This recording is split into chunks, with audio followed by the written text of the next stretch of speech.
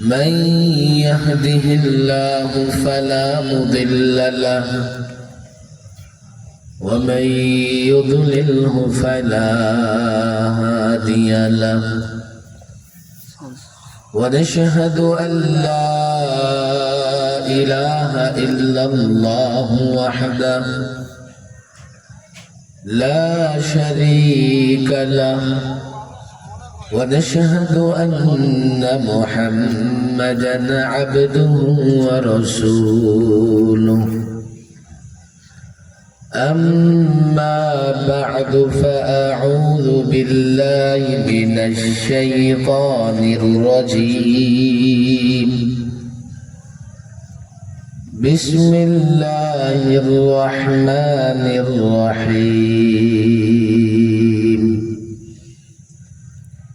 إن الدين عند الله الإسلام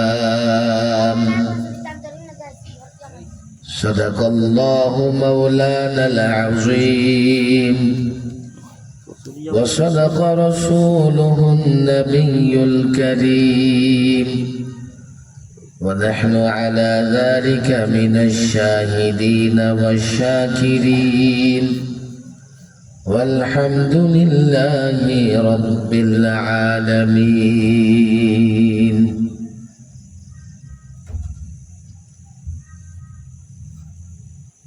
চৌঘরিয়া পশ্চিমপাড়া ইসলামী যুব সংগঠনের উদ্যোগে সকল মৃত ব্যক্তিদের রূহের মাগফিরাত কামনায় সপ্তম বার্ষিক ইসলামী মহাসম্মেলনের মহতরম সভাপতি জনাব মোহাম্মদ মিয়াজউদ্দিন প্রধান, সহ সভাপতি, প্রধান মেহমান, বিশেষ মেহমান, উদ্বোধক, পশ্চিমপাড়া ইসলামী যুব সংগঠন, এই সংগঠনের দায়িত্বশীল নেতৃবৃন্দ, আমন্ত্রিত ওলামায়ে কেরাম, আমন্ত্রিত অতিথিবৃন্দ, আল্লাহ তাবারক ওয়া তাআলার বড় দয়া, যিনি দীর্ঘ সময় ধরে কোরআন এবং সুন্নাহর আলোচনা শুনবার জন্য দ্বীনি মাহফিলে বসে থাকার তৌফিক দিয়েছেন, সেজন্য সকলেই অন্তর থেকে কালিমাতুশ শুকর উচ্চারণ করি, বলি আলহামদুলিল্লাহ। চৌঘরিয়া গ্রাম বড় না ছোট? কত লোকজন আছে গ্রামে? 10,000, 5,000। পশ্চিম পাড়া এটা, তাই না? পূর্ব পাড়া আছে নাকি? উত্তর পাড়া আছে, দক্ষিণ পাড়া আছে। এখানে পশ্চিম পাড়ার কারা কারা আছেন হাতটা? এই পাড়ার হাত নামান। পূর্ব পাড়ার কে কে আছেন? 1 জন, 2 জন, 3 জন, 4 জন, 5 জন, 6 জন। উত্তর পাড়ার কে কে আছেন? 2 জন, 3 জন, 4 জন, 5 জন। ওরা মিলমিশ করে আইছে। দক্ষিণ পাড়ার কারা আছেন? 1 জনও নাই। 1 জন হাত উঠান, দক্ষিণ পাড়া হাত উঠান। 2 জন, 3 জন, 4 জন, 5 জন। কি রে ভাই, নামো। প্রত্যেক পাড়া থেকে গুনে গুনে 5 জন 5 জন আসছে। এই পাড়ার লোকজনের কানে কি মাইকের আওয়াজ পৌঁছাইতেছে? যুবক তোরা কই ধরে কই তোরা? সংগঠনের যুবক আছে না নাই? সব অর্ডার মানতে হবে না, বসে থাকো। ধরতে যায় তো মারামারি। ওদিকে আবার কি শোনা যায়? এটা মাহফিল ডোল ডোল শোনা যায় কে? বিয়া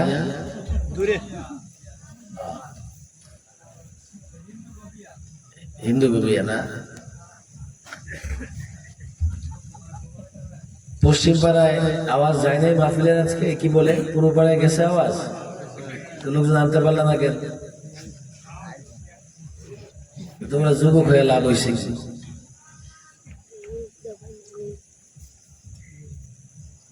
আল্লাহ মাফ করুন। যুবকদের মাহফিলে যুবকদের মাশাআল্লাহ যাই হয়েছে, একটা মসজিদের উদ্যোগে মাহফিলের প্রস্তুতি আরো ব্যাপক করবা। উত্তর পূর্ব পশ্চিম এই তো আসতেছে। এই তোরা কোন পাড়ার বেটা? দেখতে তো একই রকমের যাত্রী দেখা যায়, ওদিক কই যায়? শিক্ষা দেওয়ার চেষ্টা করে। আর আজকালের ওয়াজগুলো জানেন কেমন? শুধু কানের মজা, বাস শুনতে ভালো লাগে, কিন্তু ওয়াজ থেকে লোকেরা শিক্ষা নিয়ে যায় না। এই জন্য আজকাল ওয়াজ মাহফিল গুলো এন্টারটেনমেন্ট হয়ে গেছে, বিনোদন। জাতি ওয়াজ মাহফিলে বিনোদন খোঁজে, যেখানে বিনোদন পাবে বাঁধ ভাঙা জোয়ারের মতো সেখানে যায়, আর যেখানে বিনোদন নাই যেতে চায় না। কথা ঠিক না? ঠিক। আপনি মনে করেন আজকে এখানে যদি পোস্টারিং করা হইতো, শিশু বক্তা, নারী থেকে পুরুষ, পূর্ব পশ্চিম আর উত্তর দক্ষিণ একাকার হয়ে যাইত, সিকিউরিটি গার্ড দিয়ে ঠেকানো যাইত না। নারী থেকে পুরুষ, উত্তরবঙ্গে গেলে এমন কিছু বক্তা দেখা যায়। আবার নিচে লেখা থাকে কি 3 সন্তানের জননী। যুবকরা কয় নারী থেকে পুরুষ হইছে, আবার 3 সন্তানের জননী। ওরা একবার দেখাই লাগে। মাহফিল থেকে কিছু বিষয় শিখে যেতে হবে।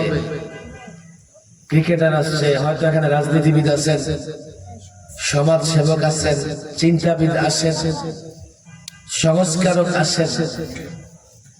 মৌলিক কিছু বিষয় আমরা যদি শিখতে না পারি, দুনিয়ার বা জাগতিক যত উন্নতি, যত ডেভেলপ হোক না কেন, আমরা প্রকৃত শান্তির নীড় খুঁজে পাবো না।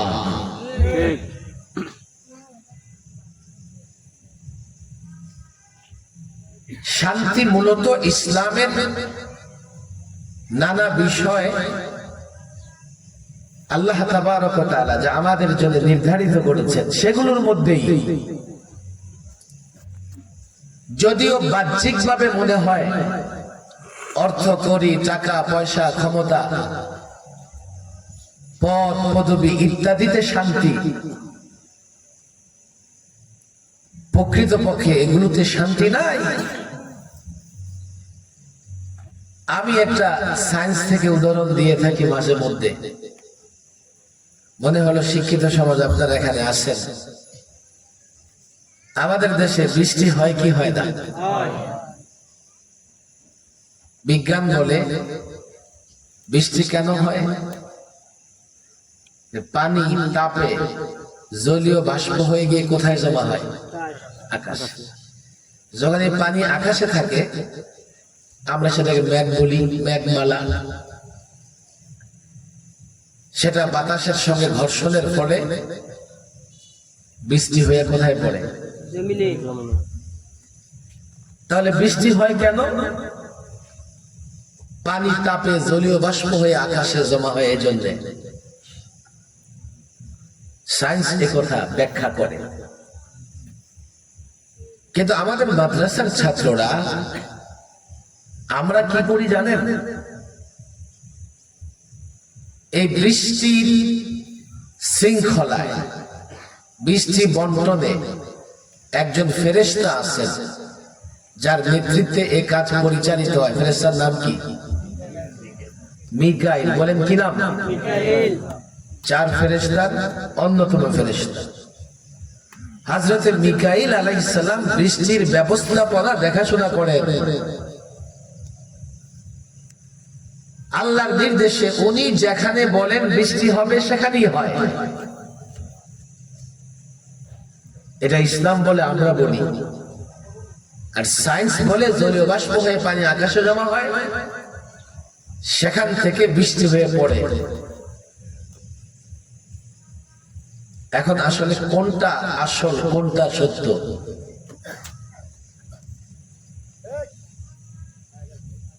বসে বসে যান, যারা আসতেছে মাশাআল্লাহ, এখনো আসতেছে। হ্যাঁ সবাই আসো, তুমিও আসো,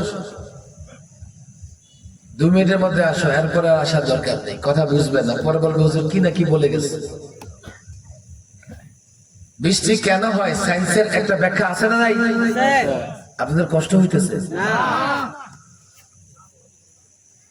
আর ইসলাম বলে বৃষ্টির ব্যবস্থাপনার কাজে নিয়োজিত ফেরেশতা আছে, তার নাম কি?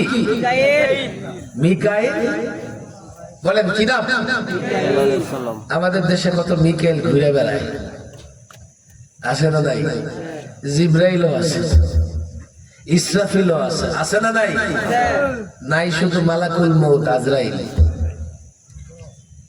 জিব্রাইল থাকলে, মিকাইল থাকলে, ইসরাফিল থাকলে 2-1টা আজরাইল হতে পারো না? আজরাইল নাম খুঁজে পাওয়া যায়, তবে মানুষ কয় ওরে দেখতে আজরাইলের মতো লাগে। আরে আছে না নাই? তবে নাম কেউ রাখে না। বৃষ্টি কেন হয়? দুটাকে সমন্বয় করেন, বৃষ্টির পেছনে উভয় কাজই আছে। খেয়াল করেন, জলীয় বাষ্প হয়ে আকাশে জমা হয়, আকাশে জমা হলেই সে বৃষ্টি হয় না। যখন মিকাইল এটার ব্যবস্থাপনা দেখভাল করতে থাকেন, অর্থাৎ কোথায় বৃষ্টি হবে নির্দেশ দেন আল্লাহর নির্দেশে, তখনই বৃষ্টি হয়। কিন্তু ব্যাপার হলো কি জানেন, এখানে সায়েন্স এবং ইসলামে কোনো সংঘর্ষ নাই। ব্যাপার হলো আসল কোনটা? আসল কি জলীয় বাষ্প হয়ে পানি উপরে জমা হওয়া, এটা আসল, না মিকাইলের নির্দেশনা আসল? বলেন কার নির্দেশনা আসল? হুজুর বুঝে আসে নাই, বুঝে আসে নাই। আচ্ছা, চৌগরিয়া এখানে কি হইছে? জলীয় বাষ্প হয়ে পানি আকাশে উঠছে, আকাশে মেঘমালাও জমা হইছে, ঘন কালো অন্ধকার, কিছুক্ষণ পরে আকাশ সাদা হয়ে গেছে, বৃষ্টি হয়নি, আছে না নাই? ঢাকার আকাশে মেঘ দেখা যায়, বৃষ্টি হয় ক্যালকাটা গিয়া। জলীয় বাষ্প হয়ে পানি আকাশে জমা হলেই যদি বৃষ্টি হইতো, তাহলে যেখানে মেঘ দেখা যায় সেখানেই বৃষ্টি হইতো। আসল হলো মিকাইলের ব্যবস্থাপনা।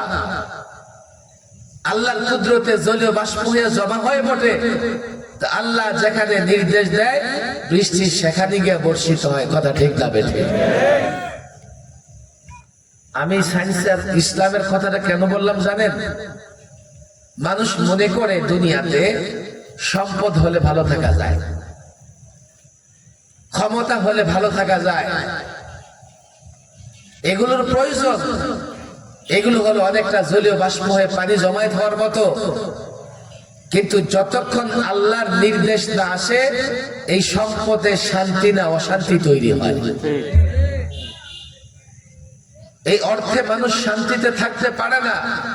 তুমি হয়তো একদিন বড় ক্রিকেটার হয়ে যাবা, তোমার মনে হচ্ছে একদিন বড় ফুটবলার হয়ে যাবা, একদিন বড় ব্যবসায়ী হয়ে যাবা, তোমার মনে হবে লাখো কোটি টাকা কামাবা, তুমি ভালো থাকবা। কোনদিন ভালো থাকতে পারবা না।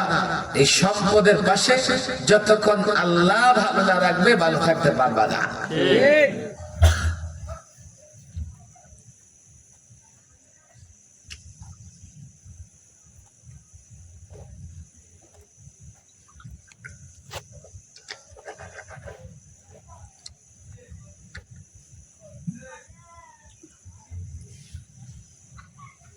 একটা শিক্ষা দেওয়ার দরকার আছে না নাই? মুফতি আমিন রহিমাহুল্লাহ পোকামাকড় কি অবস্থা, যে মুখে দাঁতে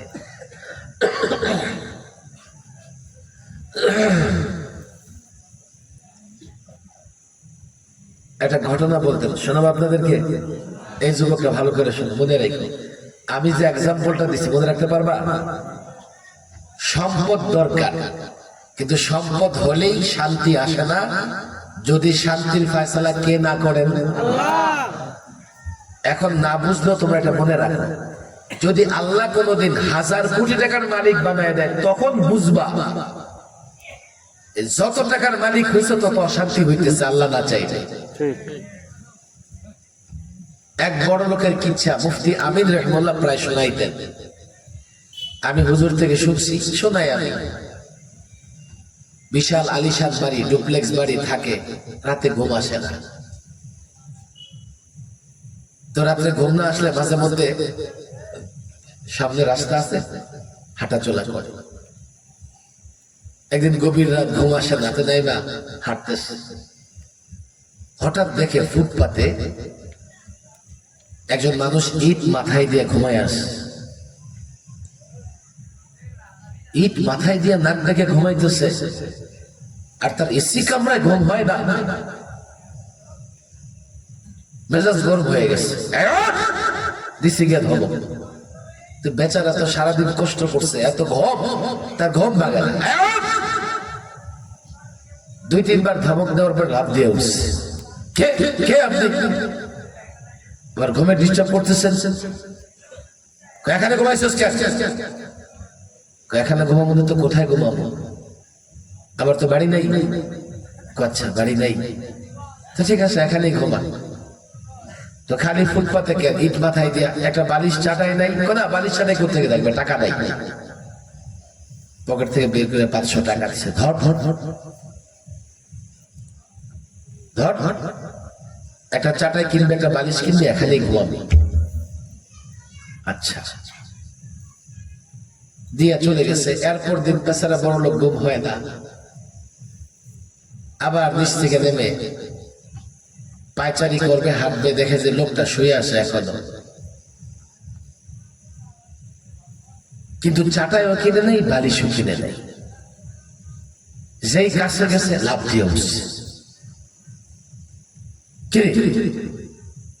ঘুমাস না? আর তোরা টাকা দিলাম, চাটাই কই, বালিশ কই? কয় আজকে সারাদিন ব্যস্ত ছিলাম, চাটাই আর বালিশ কিনতে পারি নাই। আচ্ছা, তো গতকাল তোরে 3 বার ডাক দিয়া উঠাইতে পারলাম না, আজকে কাছে আসতে লাভ দিয়া উঠছিস, ব্যাপারটা কি? ব্যাপার আর কিছু না। আপনি যে গতকাল 500 টাকা দিচ্ছেন, এর লুঙ্গির মধ্যে গুঁজে রাখছি। এখন যখনই চোখটা লাগে মনে হয় কে যেন টাকাটা নিয়ে গেল, আবার চোখ খুলে যায়। বুঝে এসে গেছে 500 টাকার মালিক হয়ে ঘুমাইতে পারস না, আমি 500 কোটি টাকার মালিক, কেমনে ঘুমাবো? আজকে যুবকেরা অনেক স্বপ্ন দেখে তোমাদের হাতে পায়ে ধরে বলে যায়, দুনিয়া যতই তুমি অর্জন করো না কেন, আল্লাহর ফায়সালা ছাড়া দুনিয়া তোমাকে শান্তি দিতে পারবে না। ঠিক, এই জন্য যেটা বলি,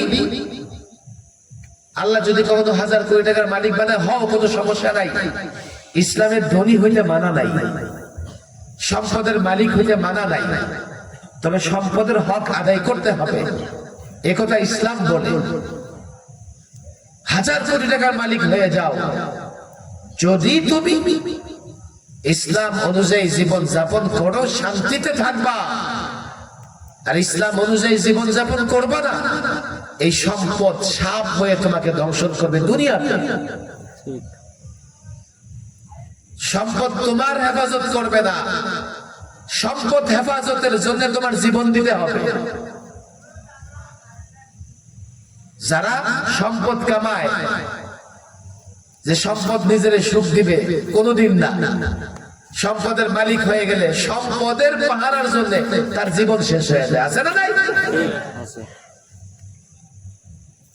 এগুলো ইসলামের শিক্ষা।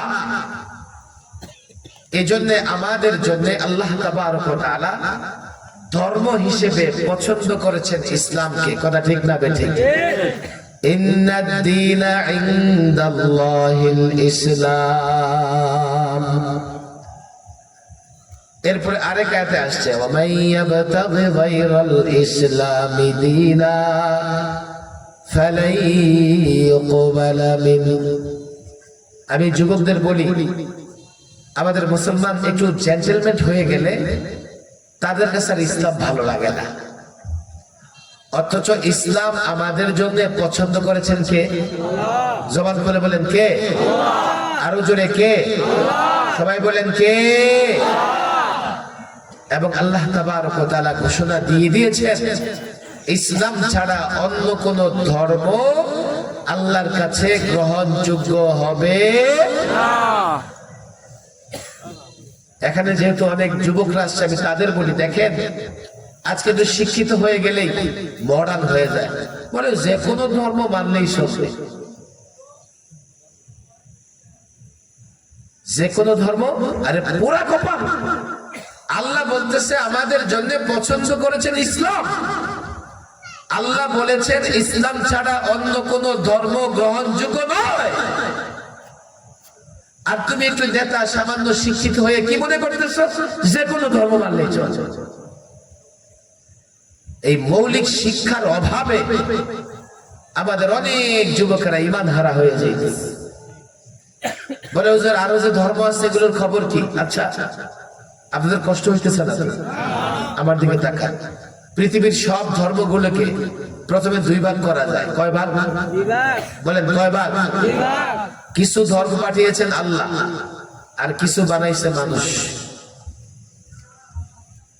মানুষ যে ধর্মগুলো তৈরি করেছে নিঃসন্দেহে এগুলো নষ্ট, এগুলো বাতিল।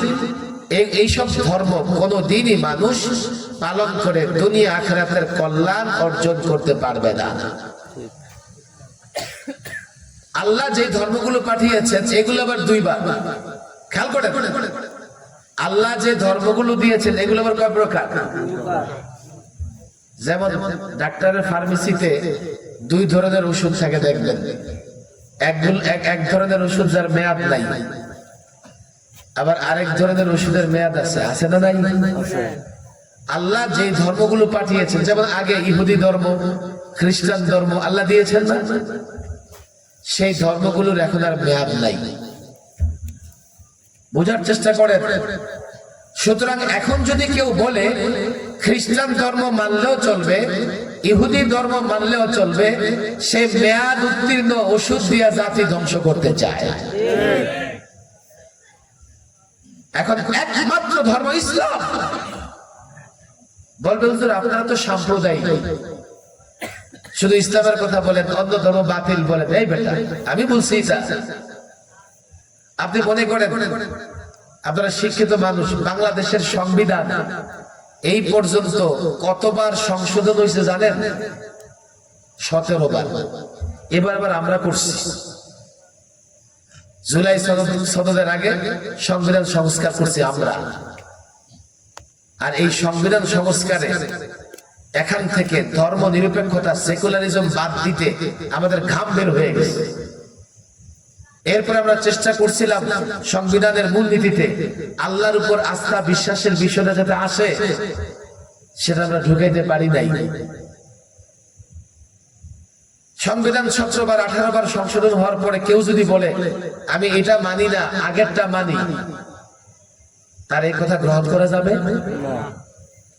আরে বাস ভাড়া, এখান থেকে বাসে কোথায় যান আপনারা? ঢাকায় যান না? কোথেকে বাসে ওঠেন? 2500 থেকে। আচ্ছা মুরব্বী এখানে আছে, 20 বছর আগে ভাড়ার তালিকা দেখায় যদি এখন কম, 20 বছর আগে ভাড়া ছিল এখন এমন বেশি নাও কেন? 20 বছর পিছায় গেছে। পরিবর্তন হয়ে যাওয়ার পরে আগেরটার মূল্য থাকে না। তাওরাত, জাবুর, ইনজিল আল্লাহ পাঠিয়েছিলেন, সেগুলোর ভিতর পরিবর্তন হয়েছে, সেগুলোর মেয়াদ শেষ হয়ে গেছে। লেটেস্ট সর্বশেষ ধর্ম হচ্ছে ইসলাম। এই জন্যই আল্লাহ বলে দিয়েছেন ইসলাম ছাড়া অন্য কোন ধর্ম গ্রহণযোগ্য নয়, গ্রহণ করা হবে না। কথা ঠিক না ঠিক? আমি শিক্ষার কথা বলি কেন? কালকে তোমরা যত বড় হয়ে যাও না কেন, এই বিশ্বাস থেকে নড়তে পারবা না। তোমার যত সমস্যা আছে সব সমস্যার সমাধান আল্লাহ ইসলামে দিয়ে রেখেছেন। কথা ঠিক না ঠিক? হুজুর আপনি তো বলতেছেন যে ইসলামের এটা করতে ভালো লাগে না, এটা করতে ভালো লাগে না, আছে না নাই? আচ্ছা বলেন, মিষ্টি কি সবার মুখে মিষ্টি লাগে? অসুস্থ ব্যক্তির মুখে মিষ্টি লাগে না তিতা লাগে? যদি ইসলামের কোন বিষয় তোমার ভালো না লাগে, বুঝবা তুমি অসুস্থ। আলেমের কাছে যাইবা, গিয়া নিজের ট্রিটমেন্ট করবা, চিকিৎসা করবা, যে হুজুর কোরআন তো এটা বলে, অথচ আমার ভালো লাগতেছে না কেন? অসুস্থ ব্যক্তির মিষ্টি ভালো লাগে না, তুমি অসুস্থ, শয়তান তোমাকে অসুস্থ করে রেখেছে, এই জন্য ইসলাম এবং কোরআনের বিধান তোমার ভালো লাগে না, আলেমের কাছে গিয়ে চিকিৎসা করাও না। ইসলামের ভুল করতে যাও না। পছন্দ করেছেন বলেন কোন ধর্ম? আরো জোরে বলেন, আরো জোরে বলেন, আরো জোরে বলেন। হুজুর জানেন কিন্তু মানেন তো না। আজকে এটার ভেতরে গিট্টু দিয়ে বাঁধবেন যে ইসলাম ছাড়া অন্য কোন ধর্ম আল্লাহর কাছে গ্রহণযোগ্য। এই উঠে গেল, বসেন, ক্লাসের মাঝখান থেকে উঠা যায়? আচ্ছা সিরিয়াস হয়ে যাক, তোমরা এদিকে তাকাও। আমি কিন্তু পরে আবার প্রশ্ন করব যে কি শিখছো। ইসলাম ছাড়া অন্য কোন ধর্ম গ্রহণ করা হবে না। তাহলে হুজুর চলেন কালকে অন্য যত ধর্ম আছে পিটায় পাটায় শেষ করে ফেলি। এই সুযোগ ইসলামে আছে? আল্লাহর কাছে ইসলাম পছন্দের ধর্ম ঠিক, কিন্তু আল্লাহ এটা বলে নাই যে অন্য ধর্ম শেষ করে দাও। তাদেরও ধর্মকর্ম পালনের সুযোগ আল্লাহ দিয়ে রাখছে। যেমন কাফের বেঈমান সব দুনিয়াতে খায়, বক্ষণ করে, বাড়ি গাড়ি বানায়। কথা ঠিক না ঠিক? তাদের ধর্ম পালনের স্বাধীনতা আছে। এটা একটা জিনিস, তুমি তোমারটা পালন করো, তারা তাদেরটা পালন করবে। যেমন দুনিয়াতে মন্দ কাজ করার সুযোগ আছে, কেউ খারাপ কাজ করলে আল্লাহ তার গলা টুটি চেপে ধরে না, অথচ চাইলে আল্লাহ ধরতে পারতেন। খেয়াল করে বোঝার চেষ্টা করো, সে তারটা পালন করতেছে, আমরা আমাদেরটা পালন করতেছি।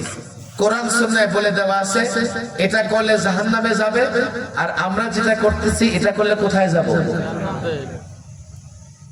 এটা হচ্ছে ইসলামের স্ট্যান্ড। ইসলাম উদার নীতি অবলম্বন করেছে, কিন্তু এর মানে এই না যে কারো মূর্তি পূজায় গিয়ে শুভেচ্ছা জানাই আসবা। আরে কথা ঠিক না ঠিক? এত উদার হওয়া যাবে না। আরে আমাদের গায়রত নাই, আত্মমর্যাদা নাই। তারা আবার জুমার নামাজে আসে না, তারা আবার ঈদগাহে আসে না, তারা আমার সঙ্গে রোজা রাখে না। আর এমনকি তারা যেখানে সুযোগ পায় আমার গরু জবাই করতে দেয় না। আমি মুসলমানের বাচ্চা, তাদের পূজায় গিয়া শুভেচ্ছা জানায় আসি, জেনে বুঝে জানালে ঈমান থাকবে না। তাদেরটা পালন করো, রাষ্ট্র তাদের নিরাপত্তা দেবে। আজকে যুবক তুমি কাল নেতা হয়ে যাবে, আমি জানি কেউ না কেউ নেতা হবে। আমার কথা বুঝো, ইসলাম ছাড়া অন্য কোন ধর্ম আল্লাহর কাছে গ্রহণযোগ্য। এর মানে এই না যে আমরা তাদের মন্দিরে, তাদের গির্জায় গিয়ে আঘাত করবো। জোর করে কাউকে মুসলমান বানানো কিংবা অন্য ধর্মের উপাসনালয়ে আক্রমণ করার অনুমতি ইসলাম দেয় না। মনে থাকবে তো ইনশাআল্লাহ? না ব্যানার লাগায় লাগায় শুভেচ্ছা দিবেন? ব্যানার লাগায় লাগায় এটা সেটা করবেন? আল্লাহ মাফ করো। কি শুরু হয়ে গেছে সংস্কৃতি? টুপি দাঁড়িয়ে লয়ে গিয়ে আবার শুভেচ্ছা জানায় আসে। তুমি কেন যাও?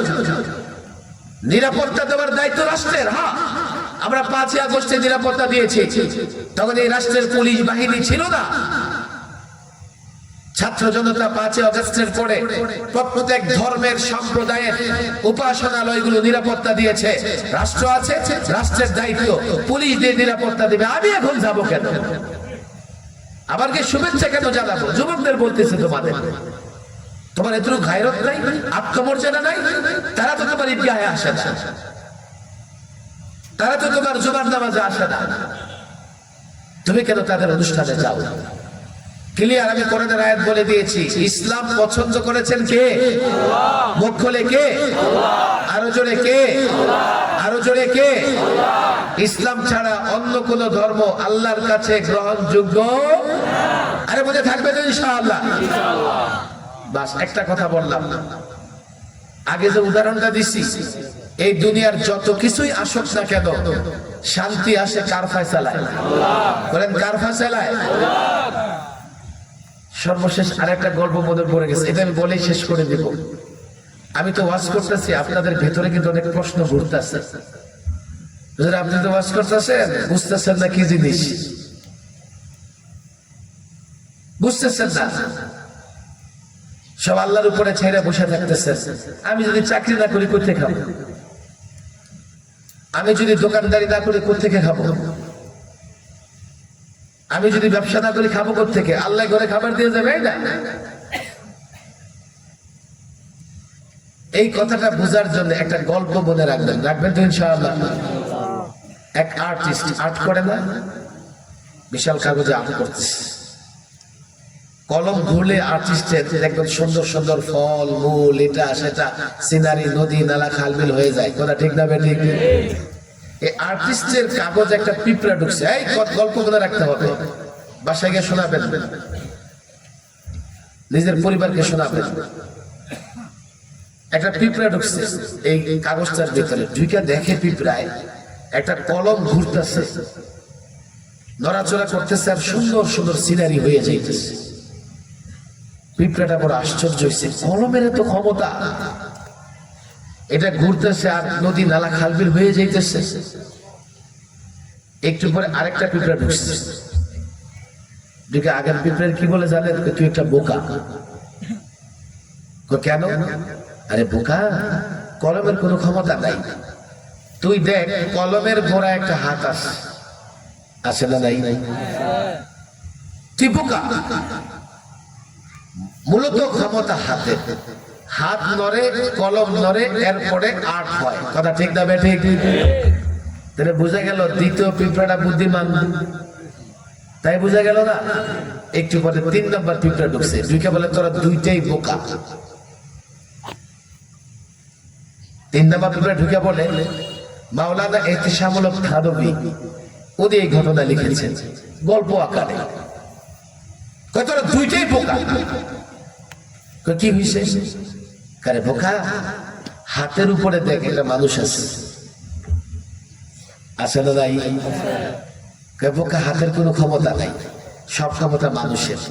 মানুষ হাত নাড়ে, হাতে কলম নাড়ে, বা সুন্দর সুন্দর দৃশ্য হয়ে যায়। আগের দুইটা পিঁপড়া লজ্জিত হয়েছে, হায় হায় হায়, আমরা কি মনে করছিলাম আর কি হইল। এবার ঢুকছে 4 নাম্বার পিঁপড়া, ঢুকে বলে তোরা 3টাই নাম্বার ছাড়া বোকা।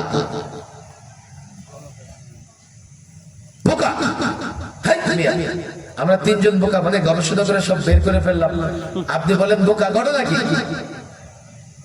ঘটনা হইলো তোরা যে মনে করছিস মানুষ হাত নাড়ে, হাতে কলম নাড়ে, সুন্দর সুন্দর দৃশ্য হয়, তাহলে তো বোঝা গেল সব মানুষই আর্ট করতে পারে। অথচ সব মানুষের হাতে কলম দিয়ে দিলে এই মানুষটা হাত নাড়লে, হাত দিয়ে কলম নাড়লে সুন্দর আর্ট করতে পারবে না? সন্দেহ আছে কোনো? আপনার এখানে 500-700 মানুষ আছেন, আমি সবার হাতে কলম দিয়ে দিলে সবাই কি আর্ট করতে পারবেন? এখন 3টা হাত দাইতে পারবে না, তো তোরা বোকা। দেখবে তোরা কেমনে মনে করলি সব ক্ষমতা মানুষের?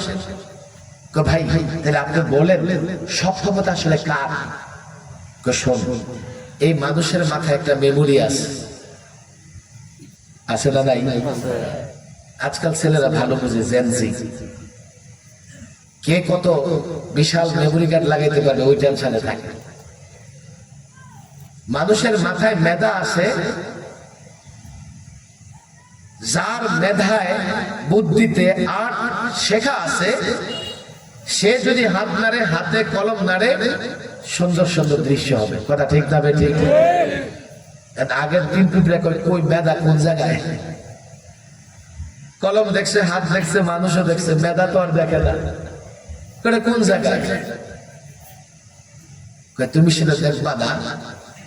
এই মেধা যিনি দেন আল্লাহ তাবারক ওয়া তাআলা, চিন্তা করে দেখো আসলে মূলত এই সব কিছুর পেছনে আছেন কে?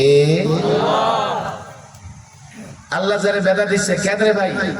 দুইটা ছেলে স্কুলে যায়, একটা ক্লাস 2 পাস করে বের হয়ে আসে, আর একটা মাস্টার্স পাস করে সরকারি চাকরি করে, আছে না নাই? একজনে একটা ক্লাসে একটা পড়া 3 দিনও শোনাইতে পারে না, আরেকজনে একদিনই শোনাই ফেলে। এই মেধা দিয়েছেন কে? এবার আপনারা বুঝেন, প্রশ্নের উত্তরটা দিয়ে দেন। যারা মনে করে যে জমিনে ফসল বুনলে বা জমিন থেকে ফসল আসবে আমি খাবো, তারা আগের পিঁপড়াগুলোর মতো বোকা। জমিনের কোনো ক্ষমতা নাই। তুমি যখন বীজ বপন করো জমিনে, এটা মাটির নিচে গিয়ে পচে যায়। এই পচা জিনিসটা থেকে অঙ্কুর বের করে কে? তুমি দোকানদারি করো, মনে করো দোকানদারি তোমারে খাওয়ায়। হ্যাঁ, দুজন দোকানদারি করতেছে, একজন দোকানদারি করতে করতে দেউলিয়া হয়ে গেছে, আরেকজন এক দোকান থেকে 4 দোকানের মালিক হইছে। 4 দোকানের মালিক বানিয়েছে কে? খালি চোখে তুমি যা দেখো, কলম নড়তেছে, হাতে কলম নড়াইতেছে, না না না, প্রত্যেকটা কাজের পেছনে শক্তি, ফয়সালা, ক্ষমতা কার? সুতরাং দুনিয়ার বিষয়বস্তু হইলেই তুমি ভালো থাকবা, তুমি শান্তিতে থাকবে, এমন হবে না। আজকে আমি এই যুব সমাজকে বলি, দেখো প্রকৃত পক্ষে দুনিয়ার এই সম্পদ, টাকা পয়সা, দোকানদারি, ব্যবসা বাণিজ্য, সব কিছুর পেছনে শান্তির জন্য ফয়সালা লাগবে কার? মনে থাকবে তো? কিন্তু কথা হলো, আমরা এই দুনিয়ার সম্পদ কামাই করার জন্য যতটা চেষ্টা করি, আল্লাহর সন্তুষ্টির জন্য ততটা চেষ্টা করি, অথচ আসল জিনিস আল্লাহর সন্তুষ্টি। আসল জিনিস কি? এখন আমরা সিদ্ধান্ত দিব, যেইভাবে দুনিয়া কামানোর জন্য মেহনত করি, আল্লাহর সন্তুষ্টির জন্য আমরা কি করব? মেহনত করব।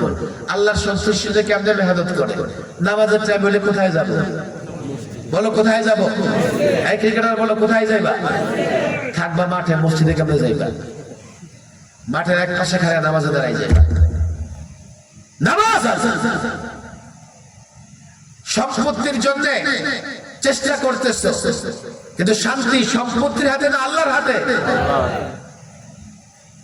সম্পদ আছে তোমার, এখন যাকাতের সময় হইছে, আহা যাকাত দিতেছ না, অথচ এই সম্পত্তি হেফাজত করবেন কে? তাহলে আল্লাহর সন্তুষ্টি দরকার আছে না নাই? যাকাতের সময় আসলে যাকাত দিয়ে দিবা। শরীয়তের বিধি বিধানগুলো যদি আমরা মানি ঠিকঠাক মতো, তখন বলা যাবে আমরা আল্লাহর সন্তুষ্টি চাই। আল্লাহর সন্তুষ্টি আসল, আল্লাহর সন্তুষ্টি ছাড়া কিছুই হয় না। আমি যুব সমাজকে বলি, দেখো প্রথম কথা আমি তোমাদের বলছি, তোমাদের সংগঠন ব্যাপক করো। আমি আজকে এখানে আসছি, হয়তো বাকি জিন্দেগিতে নাও আসতে পারি। সংগঠন ব্যাপক করবো মানে পূর্ব, পশ্চিম, উত্তর, দক্ষিণ সব যুবকদেরকে একসাথে করবা। ক্রিকেট খেলা দেখার জন্য, ফুটবলের জন্য না। তোমরা যেহেতু ইসলামী সংগঠন, তোমরা সকলকে নানাভাবে একসাথে করতে পারো। দাও তোমার মসজিদে 10টা সূরা শুদ্ধ করে মুখস্থ করার প্রোগ্রাম দাও। একজন আলেমকে বলো, হুজুর আমরা একটা প্রোগ্রাম নিছি, আগামী জুমার দিন, জুমা থেকে নিয়ে মাগরিব পর্যন্ত আমরা 10টা সূরা শুদ্ধভাবে পড়ার জন্য আপনার কাছে মশক করব। আমরা এই 4 গ্রামের যুবকদের কি করছি? দাওয়াত দিছি। যদি মনে করো এই 4 পাড়ায় 400 হয়ে যায়, তোমার পাড়ায় তুমি করো, ওই পাড়ায় তারা করো, ওই পাড়ায় তারা করো। যুবকদের প্রথম কাজ হচ্ছে কোরআনে কারিমের কমপক্ষে 10টা সূরা বিশুদ্ধ করা। কথা ঠিক না বেঠিক? এই যুবকরা মনে থাকবে, তোমাদের প্রথম কর্মসূচি হচ্ছে, এটা মাদ্রাসার ছাত্ররা আছে, তোমরা সহযোগিতা করবা। 1 মাস পরে আমি মসজিদে একটা প্রোগ্রাম চাই, যেই প্রোগ্রামে এলাকার যুবকদের থেকে 200 টাকা 100 টাকা 50 টাকা না, টাকা পয়সা না, কি করবা জানো? 100 ছেলে নিয়ে 10টা সূরা মস্ক করাইবা, ওদের মধ্যে ইন্টারভিউ দিবা, যেই 10 জন পারবে ওদের প্রত্যেককে 1000 করে হাদিয়া দিবা, মাহফিলের চেয়ে বেশি সওয়াব হবে। এই কাজগুলো করে না আজকাল যুবকেরা, উত্তর পাড়ায় দক্ষিণ পাড়ায় করো, মনে করো যে এই যুবকদের সূরা কেরাত কি হয়ে গেছে, বিশুদ্ধ হয়ে গেছে, এরপরে কোরআন বিশুদ্ধ করে পড়ার দরকার আছে না নাই?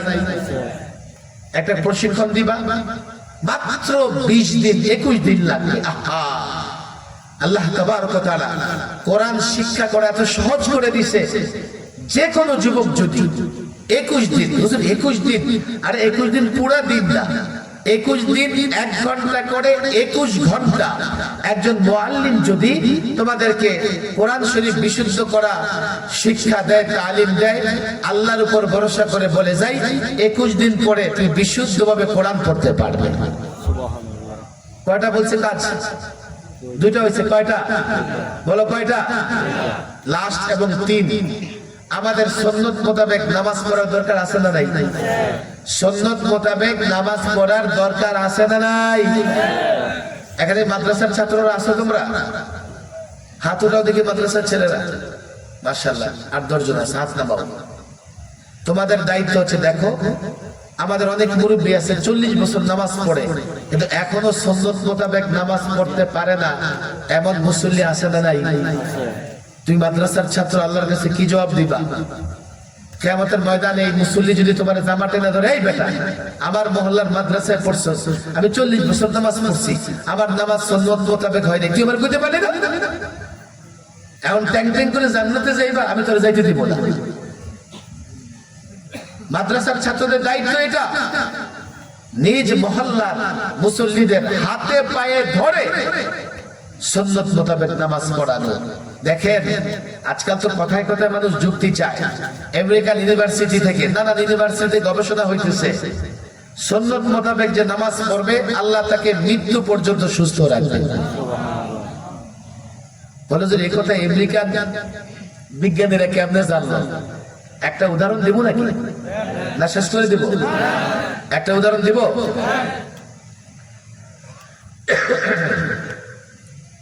আমাদের ব্যাক পেন হয় না? ব্যাক পেন বুঝেন তো, কোমরে ব্যথা হয় না?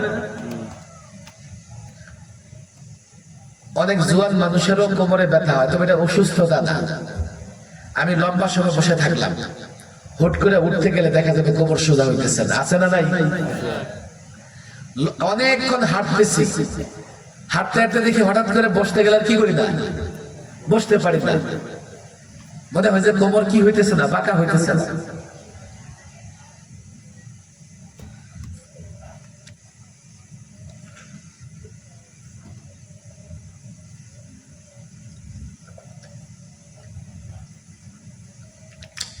এটা কেন হয় জানেন? এই যে লম্বা সময় বসলে উঠতে গেলে কষ্ট হয়, লম্বা সময় হাঁটলে বসতে গেলে, অসুস্থ না, লম্বা সময় হাঁটার কারণে তার হোল্ডিং করে বসা কষ্ট হয়, এমন আসে না নাই? আচ্ছা, কেন হয় জানেন? আবার শিক্ষিত সমাজ আপনারা বুঝবেন, মানুষের মেরুদণ্ডের হাড় আছে না, হাড়ের ভেতরে পারদের মতো, পারদ চিনেন তো? কই থেকে পারদ? থার্মোমিটার, জ্বর মাপে না, এটার ভেতরে পারদ থাকে না, এমন করলে এদিকে যায়, এমন করলে ওদিকে যায়, দেখেন না আপনারা? আজকে গিয়ে দেখে নেবেন, মনে হয় ডিজিটাল মেশিন দিয়ে মাপেন আর কি। আচ্ছা, মানুষের মেরুদণ্ডের হাড়ের ভেতরে এক ধরনের পদার্থ আছে, আমি এখন এইভাবে আছি না, এটা জমা হয়ে আছে কোথায়? নিচের দিকে। আমি যদি আবার মাথা নিচের দিকে দিয়ে রাখি, এটা জমা হবে কোথায়? ঘাড়ের দিকে। এইভাবে মুভ করতে থাকে, কোমর থেকে ঘাড়, কোমর থেকে ঘাড়। লম্বা সময় যখন মানুষ বসে থাকে তখন এটা কোমরের দিকে জমা হয়ে থাকলে হুট করে উঠতে তার কি হয়?